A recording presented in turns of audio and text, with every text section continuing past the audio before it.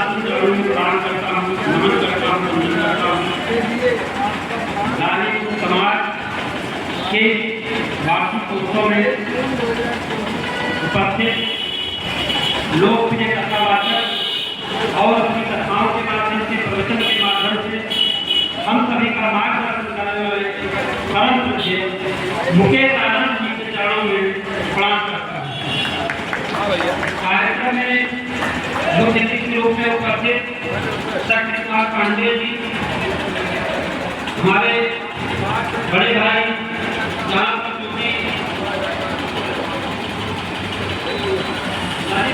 ललित पांडे जी जो कि संस्था चलाते हैं, उनको मैं प्रणाम करता हूँ।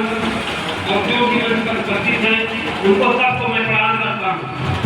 और इस कार्यक्रम को आयोजित करने वाले हमारे भाई प्रमोद पांडे जी को मैं बार बार नमन करता हूँ, धन्यवाद देता हूँ। और गाने को समाज की टीम को मैं चरण वंदन करता हूँ, जिस नेक कार्य के लिए निकले हुए हैं और इसको कर रहे हैं।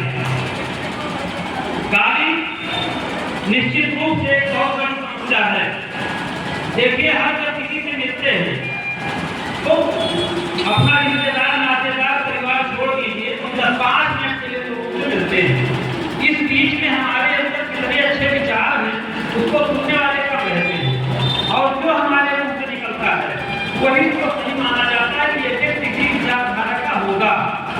तो पहली चीज को हमने जवाब पर कंट्रोल रखे, किससे मिले, प्यार से मिले, सम्मान से मिले।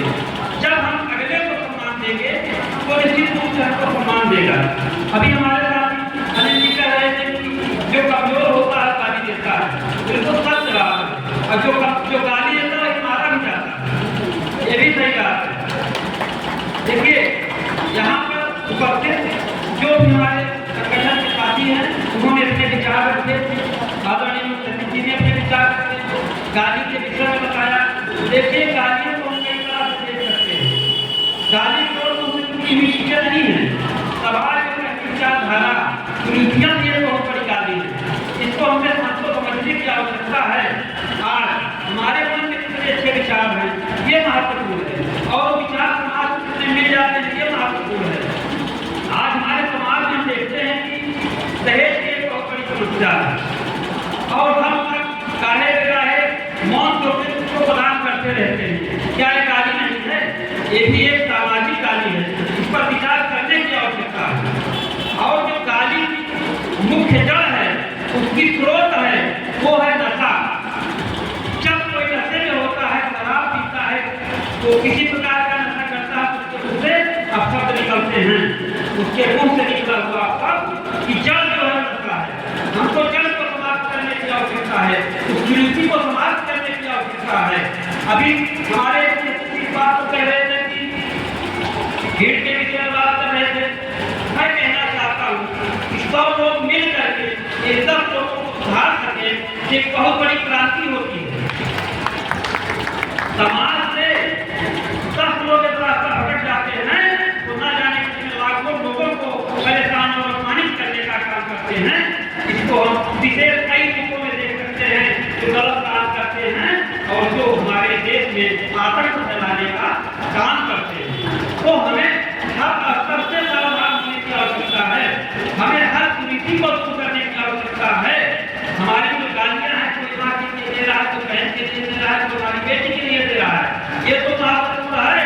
लेकिन जो हमारे हिंदू धर्म के लिए सनातन से वो गाली देने का काम कर रहे हैं, चाहे किस जाति धर्म से हो, उनको हम माफ नहीं कर सकते। तो ऐसे लोगों पर निगाह रखी जाए जो हमारे हिंदू धर्म को कमजोर करने का काम करते हैं, उसको गाली देने का काम करते हैं। विभिन्न लोगों के लिए हमको बात करने की आवश्यकता है, और निश्चित रूप से जब हम साथ बैठेंगे, एक साथ बैठकर बात करेंगे, तो बहुत सारी चीजें निकल कर सामने आती हैं। हमारे अंदर कमी हो सकती है, हमारे मुंह से भी गालियां निकल सकती हैं, हम सबके मुंह से निकल सकती हैं, लेकिन ये चीज का आडंबर करना शुरू कर दीजिए। आज झूठा ही आडंबर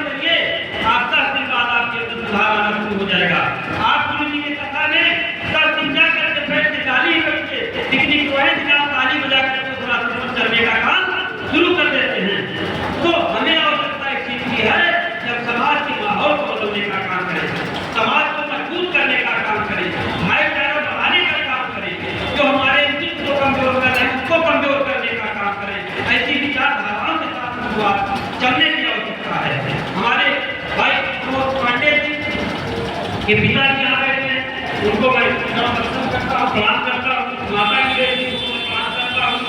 ऐसे माता पिता जो बच्चे को जन्म देते हैं, धरा पर लाते हैं, तो निश्चित रूप से सराहनीय है, वंदनीय है, पूजनीय है।